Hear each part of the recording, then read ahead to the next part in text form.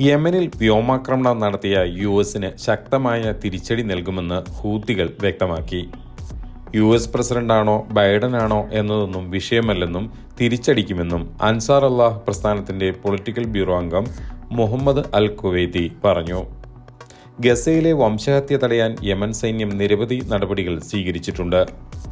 വെടിനിർത്തൽ കരാറിൽ നിന്നും പിന്മാറാൻ തുടങ്ങിയ ഇസ്രായേൽ ഗസയിലേക്കുള്ള മാനുഷിക സഹായങ്ങൾ തടയുകയും കൂടി ചെയ്തതോടെ ചെങ്കടലിൽ ഇസ്രായേലി കപ്പലുകൾക്ക് ഉപരോധം പ്രഖ്യാപിക്കേണ്ടി വന്നു. ഇതിനെ തുടർന്നാണ് യമനിൽ യുഎസ് വ്യോമാക്രമണം നടത്തുന്നതെന്ന് മുഹമ്മദ് അൽ ഖുവൈതി ചൂണ്ടിക്കാട്ടി. യുഎസിൽ ഡൊണാൾഡ് ട്രംപ് അധികാരത്തിലേറിയതുകൊണ്ട് യമന്റെ നടപടികൾക്ക് മാറ്റമുണ്ടാവില്ല. ബൈഡനോ ട്രംപോ അധികാരത്തിലിരുന്നാലും യമൻ സ്വന്തം നിലപാടുകളുമായി മുന്നോട്ടു പോകും. ബൈഡന്റെ കാലത്ത് യുദ്ധം നയതന്ത്രപരമായി നടന്നിരുന്നു. ഇപ്പോൾ യുദ്ധം നേരിട്ടുള്ളതായി മാറിയെന്നത് മാത്രമാണ് വ്യത്യാസമെന്നും മുഹമ്മദ് അൽ ഖുവൈതി വ്യക്തമാക്കി. കൃത്യമായി പരിശോധിക്കുമ്പോൾ ഇസ്രായേലിന്റെ ഗസ കൂട്ടക്കുരുതി ഇപ്പോൾ അമേരിക്കയുമായി ആലോചിച്ചാണ് നടപ്പിലാക്കുന്നതെന്ന കൂടുതൽ വിവരങ്ങളും പുറത്തുവരുന്നുണ്ട്. മരണം 350 കവിഞ്ഞിരിക്കുന്നു. ഗസയിൽ വംശഹത്യാ ആക്രമണവുമായി ഇസ്രായേൽ വീണ്ടും എത്തിയത് യുഎസിന്റെ സകല ആശീർവാദത്തോടെയാണ്. യുഎസുമായി കൂടിയാലോചിച്ച ശേഷമാണ് ആക്രമണം നടത്തിയതെന്ന് വൈറ്റ് ഹൗസ് സ്ഥിരീകരിച്ചിരുന്നു. വൈറ്റ് ഹൗസ് വക്താവ് ഫോക്സ് ന്യൂസിനോട് ഇക്കാര്യം സ്ഥിരീകരിച്ചു. ഗസയിൽ നടന്ന ആക്രമണത്തെക്കുറിച്ച് ഇസ്രായേൽ ട്രംപിനോടും വൈറ്റ് ഹൗസിനോടും കൂടിയാലോചിച്ചു. വക്താവ് കരോലിൻ ലെവിക് ഫോക്സ് ന്യൂസിനോട് പറഞ്ഞ കാര്യങ്ങൾ പരിശോധിക്കുമ്പോൾ കൃത്യമായിട്ട് ഒരു ഗൂഢാലോചന ഇവിടെ നടന്നിട്ടുണ്ട്. ഹമാസുമായുള്ള രണ്ടാം ഘട്ട സമാധാന ചർച്ച തീരുമാനമാകാത്തതിന് പിന്നാലെ വെടിനിർത്തൽ കരാർ ലംഘിച്ചാണ് ഇസ്രായേൽ ഇന്ന് പുലർച്ചെ ഗസയിൽ പരക്കെ വ്യോമാക്രമണം നടത്തിയത്.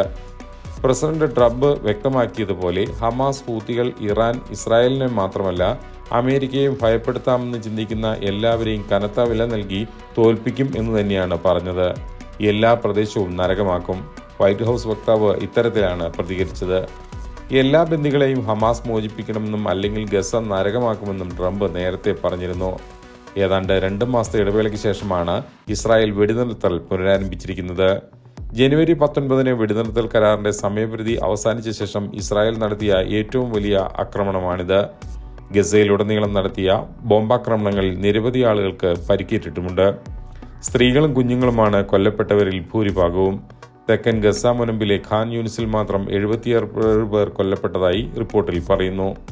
വടക്കൻ ഗസ മുനമ്പിൽ 20 മരണവും റിപ്പോർട്ട് ചെയ്തിട്ടുണ്ട്. ബുറേജി ക്യാമ്പിന് സമീപമുണ്ടായ ഡ്രോൺ ആക്രമണത്തെ ബോംബ് വയ്ക്കാൻ ശ്രമിച്ച ഭീകരരെയാണ് കൊലപ്പെടുത്തിയതെന്നാണ് ഇസ്രായേൽ ന്യായീകരിക്കുന്നത്. ഇസ്രായേൽ വെടിനിർത്തൽ കരാർ ലംഘനമാണ് നടത്തുന്നതെന്ന് അത് അവസാനിപ്പിക്കണമെന്നും ഹമാസ് ഹെൽത്ത് മെഡിക്കൽ ഡയറക്ടർ അൽ തവാത്ത ആവശ്യപ്പെട്ടു. ഗസയിൽ ഇന്ധനമോ ഭക്ഷണമോ വെള്ളമോ ഇല്ലാത്ത അവസ്ഥയാണ്. വിറവ് ശേഖരിച്ചാണ് ഭക്ഷണം പാകം ചെയ്യുന്നത്. 2 ആഴ്ചയായി ഗസയിലേക്കുള്ള സഹായ ട്രക്കുകളും മറ്റും ഇസ്രായേൽ തടയുന്നത് മൂലമാണ് ഇത്രയും രൂക്ഷമായ ഭക്ഷ്യപ്രതിസന്ധിയിൽ ഗസ എത്തിയിരിക്കുന്നത്. 16 ദിവസമായി ഗസയിലേക്ക് ഇസ്രായേൽ ഭക്ഷ്യവസ്തുക്കൾ കയറ്റിവിട്ടിട്ട്. ഇക്കാരണത്താൽ ഗസയിലെ ബേക്കറികൾ അടച്ചിട്ട നിലയിലാണ്. വൈദ്യുതി ഇല്ലാത്തതിനാൽ ശുദ്ധജലവും കിട്ടാനില്ല. ഭക്ഷ്യവില വൻതോതിൽ വർദ്ധിക്കുന്നതായും റിപ്പോർട്ടുകൾ പുറത്തുവരുന്നുണ്ട്. ഗസയിലെ ജനങ്ങൾക്കെതിരായി സയനിസ്റ്റുകൾ നടത്തുന്ന ഉന്മൂലന യുദ്ധം പുനരാരംഭിക്കുന്നതിനെ എതിർക്കണമെന്ന് അറബ് ഇസ്ലാമിക രാഷ്ട്രങ്ങളിലെ ജനങ്ങളോടും ലോകത്തിലെ സ്വതന്ത്രരായ ജനങ്ങളോടും ഹമാസ് ആവശ്യപ്പെട്ടു. ചർച്ചകളിലൂടെ നേടാൻ കഴിയാത്തത് യുദ്ധത്തിലൂടെയും നാശത്തിലൂടെയും ശത്രുവിന് നേടാനാവില്ല എന്നും ഹമാസ് ചൂണ്ടിക്കാട്ടി. ഇത്രയൊക്കെ സംഭവിക്കുമ്പോഴും ഇസ്രായേലും ഇറാന്റെ ഭാഗത്തുനിന്ന് അമേരിക്കയ്ക്കെതിരെ നടന്നുകൊണ്ടിരിക്കുന്ന വലിയ തോതിലുള്ള ആക്രമണം വലിയ പ്രശ്നങ്ങളാണ് സൃഷ്ടിച്ചുകൊണ്ടിരിക്കുന്നത്. മധ്യധരണ്യാഴിയിൽ ഹൂതികളുടെ നേതൃത്വത്തിൽ അമേരിക്കയുടെ അഭിമാന കപ്പലുകൾക്കെതിരെയെല്ലാം നടക്കുന്ന ഡ്രോൺ അടക്കമുള്ള ആക്രമണങ്ങൾ വലിയ തോതിൽ ലോകത്തിനു മുമ്പിൽ പ്രതിച്ഛായ നഷ്ടപ്പെട്ട അവസ്ഥയിലേക്ക് അമേരിക്കയെ എത്തിച്ചിട്ടുണ്ട്.